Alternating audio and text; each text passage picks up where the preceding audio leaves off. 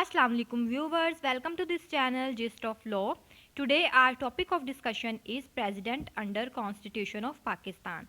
लेकिन lecture start करने से पहले अगर आपने अभी तक हमारे चैनल को सब्सक्राइब नहीं किया तो जल्दी से हमारे चैनल को सब्सक्राइब करें ताकि आपको तमाम के तमाम लेक्चर वीडियोस जो हैं वो टाइमली मिलती रहें।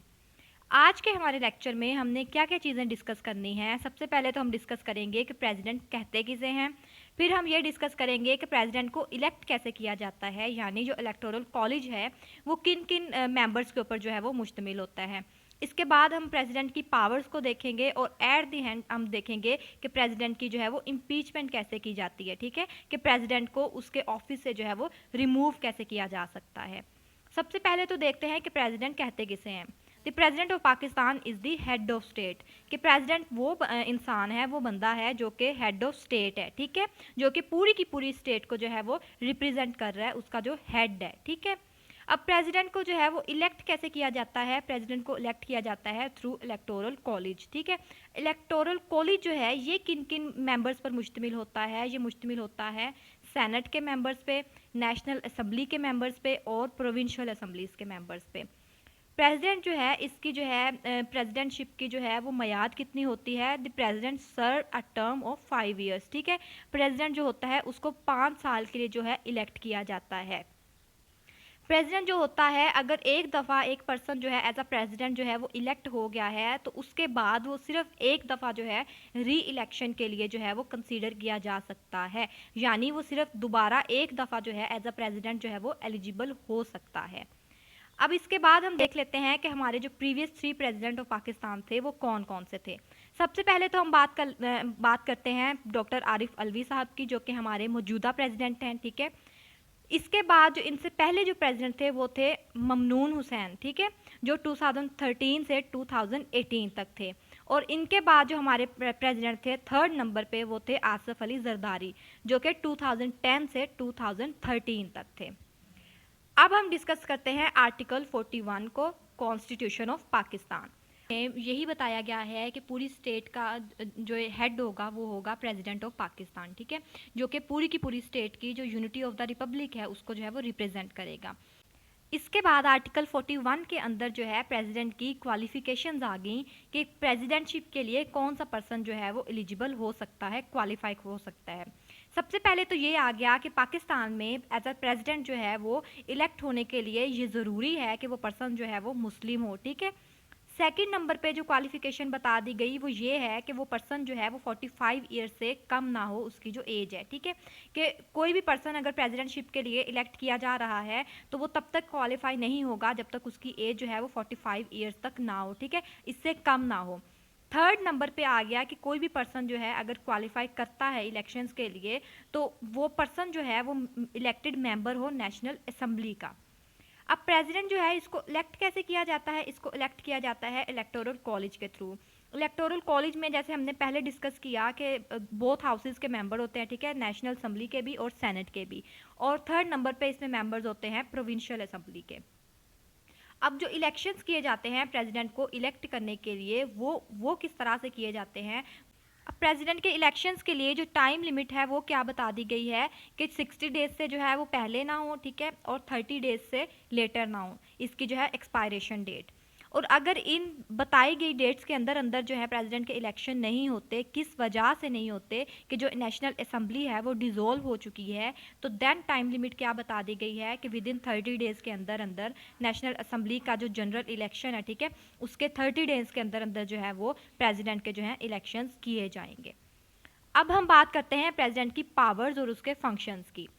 सबसे पहले तो ये है कि प्रेसिडेंट जो है वो ग्रांट पार्डन कर सकता है। ठीक है, किसी भी पर्सन को अगर कोई सेंटेंस दिया जा चुका है तो उसकी सज़ा को जो है वो माफ़ करवा सकता है, उसको रिप्रीव करवा सकता है या फिर उसके सेंटेंस को रिमिट करा सकता है, चेंज करा सकता है।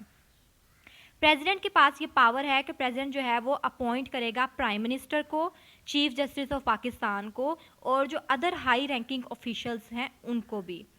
प्रेसिडेंट जो है वो क्या कर सकता है, वो जॉइंट सिटिंग भी जो है वो बुला सकता है पार्लियामेंट की। और इसके बाद प्रेसिडेंट के पास ये पावर है कि प्रेसिडेंट क्या कर सकता है, ऑर्डिनेंस भी जारी कर सकता है। और इसके बाद प्रेसिडेंट की क्या पावर्स हैं, प्रेसिडेंट की पावर्स में आ जाता है कि प्रेसिडेंट क्या कर सकता है, अपॉइंट कर सकता है chairman and members of the election commission, और अपॉइंट कर सकता है गवर्नर ऑफ अ प्रोविंस। ये तमाम की तमाम जो है वो पावर्स हैं प्रेसिडेंट की। अब इसके बाद एट द एंड क्या आ जाता है, इम्पीचमेंट, कि प्रेसिडेंट को जो है उसको जो है उसका रिमूवल कैसे किया जाता है उसके ऑफिस से। वो कौन कौन सी चीज़ें जो हैं वो वजह बनती हैं कि जिनकी बुनियाद पे किसी भी प्रेसिडेंट को जो है उसके ऑफिस से रिमूव किया जा सकता है, उसकी जो है इम्पीचमेंट की जा सकती है। The impeachment process of the President of Pakistan is outlined in Article 47 of the Constitution of Pakistan। कि प्रेसिडेंट की जो इम्पीचमेंट से रिलेटेड जो आर्टिकल है वो है आर्टिकल 47 ऑफ द कॉन्स्टिट्यूशन। अब आर्टिकल 47 में क्या बताया गया है कि कोई भी प्रेसिडेंट जो है अगर उसको इम्पीच किया जाएगा, उसको उसके ऑफिस से रिमूव किया जाएगा, तो वो किन ग्राउंड्स पे किया जाएगा, उसमें 2 ग्राउंड्स बता दी गई हैं। पहली ग्राउंड तो ये है कि अगर तो वो वायलेशन करता है कॉन्स्टिट्यूशन ऑफ पाकिस्तान की, ठीक है, अगर तो वो वायलेशन करता है देन उसको रिमूव किया जा सकता है। और सेकंड नंबर पे अगर वो किसी भी किस्म का ग्रॉस मिसकंडक्ट शो करवाता है, ठीक है, किसी भी तरह का जो है वो मिसकंडक्ट शो करवाता है जो कि काबिल कबूल नहीं है, तो उसके अकॉर्डिंग भी जो है प्रेसिडेंट को जो है उसके ऑफिस से रिमूव किया जा सकता है। The process starts with a resolution for impeachment, ठीक है, जो इम्पीचमेंट का प्रोसेस है वो किस तरह से स्टार्ट होता है, वो स्टार्ट होता है एक रेजोल्यूशन से। जो रेजोल्यूशन है वो पास की जाती है 2/3 majority of the national assembly, कि जो नेशनल असम्बली के 2/3 मेंबर्स जो हैं वो अगर पास कर देते हैं तो जो रेजोल्यूशन है वो स्टार्ट हो जाती है for the impeachment of president. इस रेजोल्यूशन को फिर आगे पास कर दिया जाता है सेनेट की तरफ फॉर ट्रायल। सेनेट क्या करता है, सेनेट इन्वेस्टिगेशन करता है कि जो जो चार्जेस जो हैं प्रेसिडेंट के ऊपर लगाए गए हैं, जो क्लेम्स लगाए गए हैं, क्या वो ठीक है, और if it found to be true then क्या किया जाता है, इस रेजोल्यूशन को आगे पास कर दिया जाता है, ठीक है। और अगर इस रेजोल्यूशन को 2/3 मेजोरिटी जो है नेशनल असम्बली की वो अगर इस पर एग्री हो जाए तो देन क्या किया जाता है, प्रेसिडेंट को उसके ऑफिस से रिमूव कर दिया जाता है, ठीक है। यानी अगर एक रेजोल्यूशन पास हुई प्रेसिडेंट के खिलाफ किस वजह से, कि या तो उसने कॉन्स्टिट्यूशन की वायलेशन की है या फिर उसने किसी भी किस्म का ग्रॉस मिसकंडक्ट शो करवाया है, तो इसकी बेस पे अगर कोई रेजोल्यूशन पास हुई है तो सेनेट क्या करता है, उस पर इन्वेस्टिगेशन करता है। और अगर नेशनल असम्बली की जो 2/3 मेंबर्स हैं, 2/3 मेजोरिटी है, अगर वो एग्री हो जाए, वो अपने कंसेंसस दे दे, तो देन क्या किया जाता है, प्रेसिडेंट को रिमूव कर दिया जाता है इस रेजोल्यूशन के थ्रू। अब सिंपली हमने आज के लेक्चर में कौन कौन से आर्टिकल्स जो हैं वो डिस्कस किए। आज के हमारे पूरे लेक्चर में हमने सबसे पहले तो डिस्कस किया आर्टिकल 41 ऑफ कॉन्स्टिट्यूशन, जिसमें हमने देखा कि प्रेसिडेंट की जो है वो अपॉइंटमेंट किस तरह से की जाती है, जो इलेक्टोरल कॉलेज होता है उसके थ्रू जो है वो प्रेसिडेंट की अपॉइंटमेंट की जाती है, जो कि कंसिस्ट होता है सेनेट, नेशनल असम्बली और प्रोविंशियल असम्बली के मेंबर्स पे।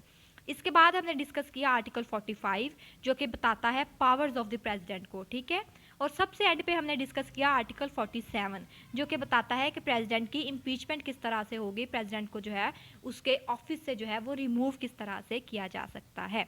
तो ये तो था हमारा आज का लेक्चर। आई होप सो कि आपको अच्छे से समझ आई होगी, ठीक है। फिर मिलते हैं नई वीडियो के साथ, नई लेक्चर के साथ। तब तक के लिए थैंक यू सो मच। अल्लाह हाफिज़।